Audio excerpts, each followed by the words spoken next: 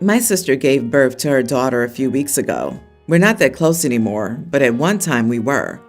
But she's an idiot to my wife, and I can't stand by that, so we're low contact. I don't call her, and I don't answer if she calls me, but I will see her when it's something family related, and I'll be civil and polite to her, typically. When I say she's an idiot to my wife, it's because she's so petty with her. My wife is Irish. She didn't grow up in the U.S. and only moved here in her 20s, so she has a very strong connection to her home. She has a strong accent, and her name is Irish, and she's very protective over people saying it correctly. And rightly so, in my opinion.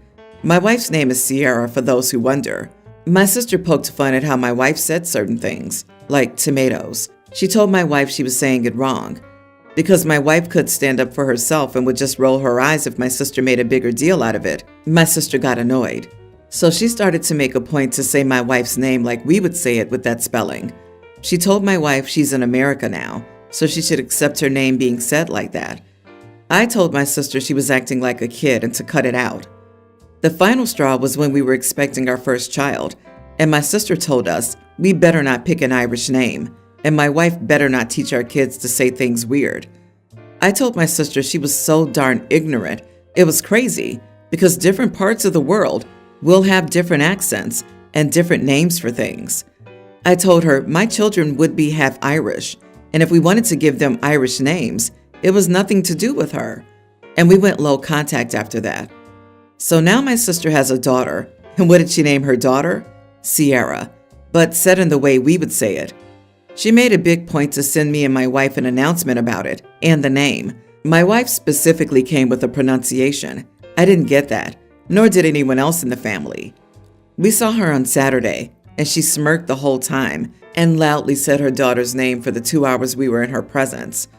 Others in the family told her she didn't need to repeat the name over again, but she carried on. She told our parents that her daughter loved hearing her name and that she loved hearing a phonetically correct name. When we were leaving, my sister tried to approach my wife. I stepped in between them and told my sister she was a petty brat, and I felt sorry for her kid being named to spite someone else. I told her she couldn't be more of a child if she truly tried to be. She was blowing up my phone all Sunday and yesterday, angry that I had said that to her. I didn't reply. Am I the idiot? What the heck? The poor child. Named that to be what? Some kind of sweet revenge? This is so messed up. I would block her just so she could be all smirking by herself. Or better, call her and thank her that you never realized that she loved you and your wife that much that you would name her child after the two of you. The same name as your wife, but with an American accent. So it also represents you. Just to show her she can't anger us with that. We see it as some form of honor. I think that would drive her furious and maybe overthink the whole name stuff. Wow, she was named out of spite? The kid is gonna hate her mother, and if she grows up to be just as vocal about it as her mother, she will let everyone know. Everyone. You don't need to do a thing. Your sister is the grand master at messing up her life. Let her do it. Then sit back with a grin. The best revenge is to live your best life. It will be hilarious when the sister's future rebellious teen learns of her name's ethnic origins and starts telling the family to pronounce it the Irish way. If I were your wife, I might not go to no contact just to enjoy seeing it happen. And make sure the niece learns how to correctly pronounce wife's name. My male 42, sister-in-law 33, recently started selling burgers on Saturdays. She works a 9 to 5 Monday through Friday office job with a good salary, but she recently discovered she's pregnant with her ex's baby. He's no longer in the picture, so she's selling burgers for the extra income. Now, every Saturday, my wife, 40, buys burgers for our family, 3 kids, tween, younger tween, and pre-tween. My issue is that my sister-in-law sells burgers for $9, so 5 burgers is $45. The burgers are tasty, don't get me wrong.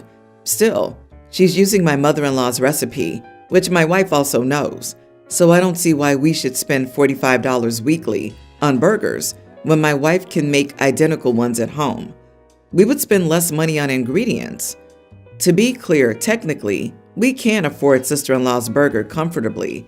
I just don't see why we should when there are cheaper options. I tried to talk about it with my wife, and she said she mostly buys because she wants to support her sister. I told her it's not our job to support her sister. Also, as I said, the burgers are tasty, and every weekend they're sold out in a couple of hours, so I don't think losing our 5 burgers would put a dent in her business. Yesterday, I told my wife again that we shouldn't buy burgers, and she asked me why I cared if she was buying them from her own money, not our money. We each have an account and one joint account. I told her it's not about that. I just don't think that spending $45 every weekend on burgers is sensible when she already knows the recipe. She said she'd be spending $36 then because she wouldn't be buying mine anymore if it bothered me so much. That's exactly what she did. She bought burgers for our kids and her and didn't buy one for me, which is okay. Anyway, I got a Big Mac for cheaper, so I thought we were okay, but she's been acting as if she's mad at me since yesterday. I fail to see why she's mad. Am I the idiot? You are the idiot. I was going to say not the idiot until I got to the part where you say that you guys have separate accounts and a joint account. She buys the burgers with her own money? We aren't buying the burgers. She's using her separate money. Does she micromanage how you spend your money? What if she instead gave her sister $45 a week from her own money in exchange for no burgers?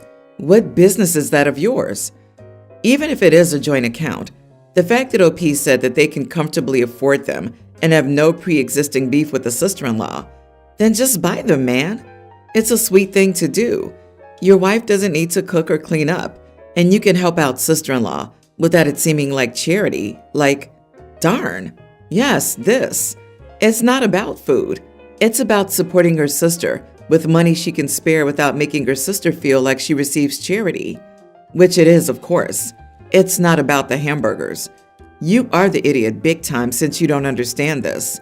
Please get it, because this is so fundamental that I dare to say that this is going to kill your marriage.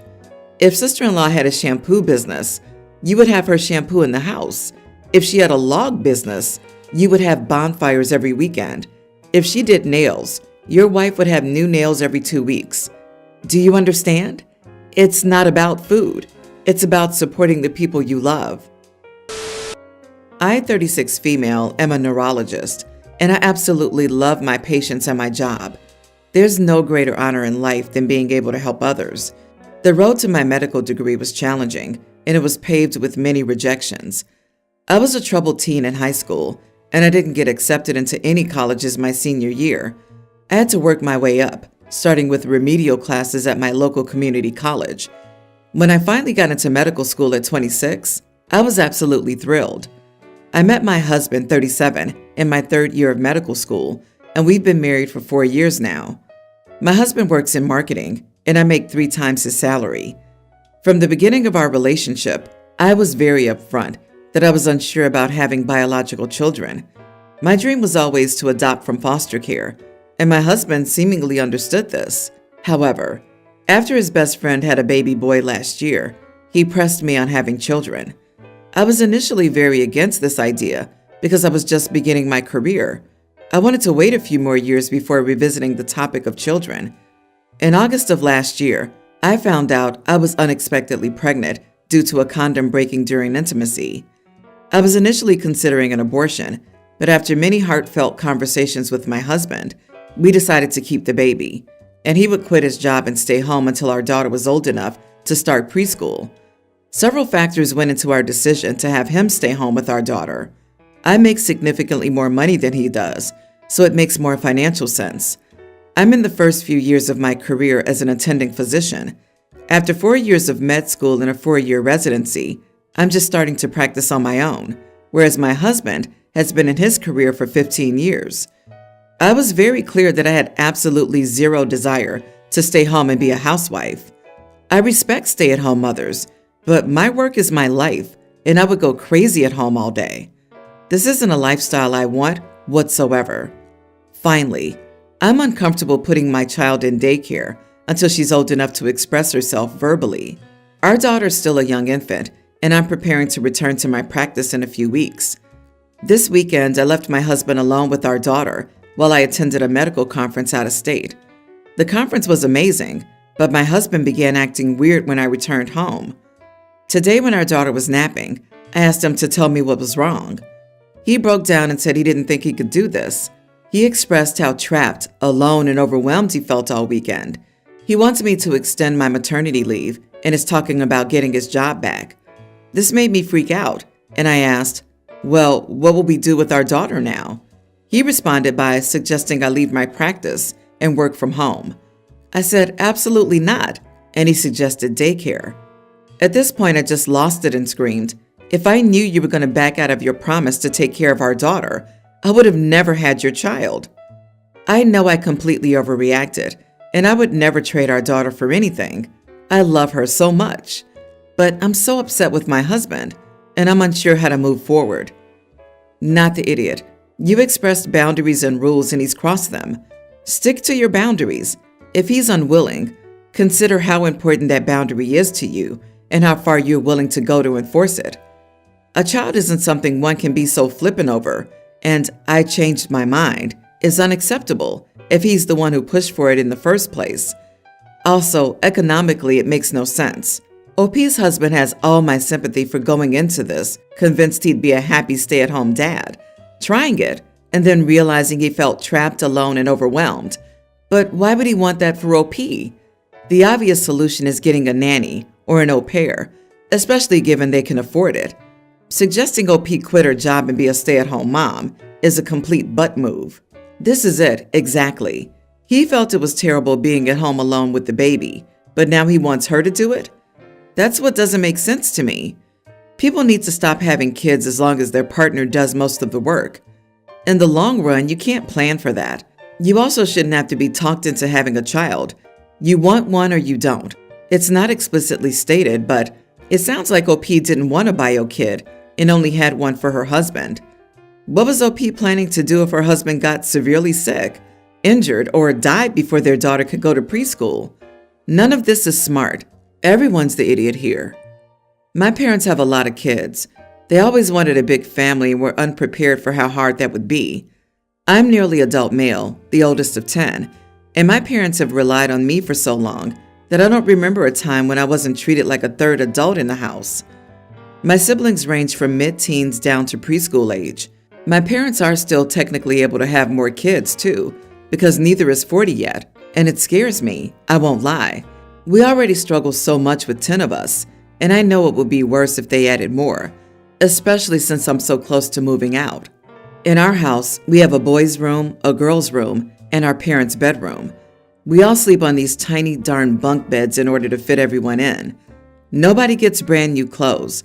It's all thrift stores for me and the oldest of my sisters, and our younger brothers and sisters get our hand-me-downs. It was expected I would step up by the time I was in kindergarten. I had to make my and my siblings' beds, tidy up after my younger siblings, stop my younger siblings from climbing onto things, and clean the floors. Over time, more chores were added to my list, helping to cook, babysitting, even when I was too young, really, helping with homework and holding siblings' hands when we went grocery shopping so they wouldn't run off, cleaning the bathrooms, cleaning both boys' and girls' bedrooms, tidying up if we were having guests, especially if anyone had friends over. My siblings weren't really given chores, and I was basically doing just as much as my parents around the house. My siblings rely on me for too much, from driving them places to picking them up from places to giving them permission for stuff. My parents let me give permission where I know they would. They expect me to buy them stuff. They come to me more than our parents and sometimes come to me after our parents if they don't like what our parents say. They get cranky whenever I try to get them to help, and our parents won't back me up, so they've never done any kind of chore or helped out at all. They get so mad when I ask. They say that I'm not mom and dad, but then they also won't go to mom and dad for this stuff most of the time. My parents started freaking out because I'll be 18 soon, and they know I plan to move out. I also work part-time, and that gets relied on to help financially. Between that and all I do around the house, it finally dawned on my parents that I wouldn't be around in a few more months. They started word vomiting all this on me, and I told them they need to learn to live without me, because it's not my job to be the third adult in the house anymore. They told me I'll still be a part of the family, and I can't just abandon them. I said I will not support the household after I turn 18, because it won't be my job. Am I the idiot? Not the idiot. Make sure you have all your papers, license, SS card, passport, birth certificate, etc. safe. Also, keep all your email and banking passwords safe and secret. Moving out, stopping paying rent, etc. is 100% natural and normal. It's what millions of people your age do, so don't feel guilty. Also, lock up your credit so they can't open accounts in your name. Yeah, what they're doing is parentification, and it's not fair to any of you. I'm proud of you for your steadfast determination to get out. I worry that your parents won't suddenly decide to step up and take adequate care of their children and instead lean more heavily on your younger siblings. That doesn't mean you should have to clip your wings and stay homebound, but if you can, make sure that all of your siblings know that they don't have to live this way forever. Recently, my husband's ex from high school showed up, saying they had a child together over 10 years ago, and their daughter now wants to get to know him. They broke up right after high school and went to different unis. They were already broken up when she found out she was pregnant. Since she wanted to go to med school, her parents offered to take care of the baby, but apparently banned her from telling my husband. I'm 100% supportive of my husband getting to know his daughter, but at the same time, I have some financial concerns. I came into this marriage with more assets, and I earn more than he, and financial stability is very important to me. The thought of something happening to him and losing part of my assets to his child terrifies me. Sharing everything with my husband never bothered me before because that's part of marriage, but suddenly having a daughter is not what I signed up for. Therefore, I want a postnuptial agreement that protects my assets. When I told my husband this, he got very frustrated with me, saying that he had just found out that he had a daughter and he wasn't in her life for the first so many years. He's still in shock, and one of the first things I do is come at him with a postnuptial, making it seem like I'm preparing to divorce him. I think I'm justified in wanting a postnuptial, and I've spent the last 2 months being extremely supportive of him and helping him manage this situation. I don't see why wanting peace of mind for myself is that bad, but one of my friends also said that I'm kind of an idiot for bringing up a postnuptial, and it's not like my husband is likely to die anytime soon that makes me really need this. Am I the idiot? Not the idiot. You gave him 2 months. The news is big, but he's an adult, and life isn't always going to be smooth sailing. He had his shock, and now he needs to prepare, and so do you.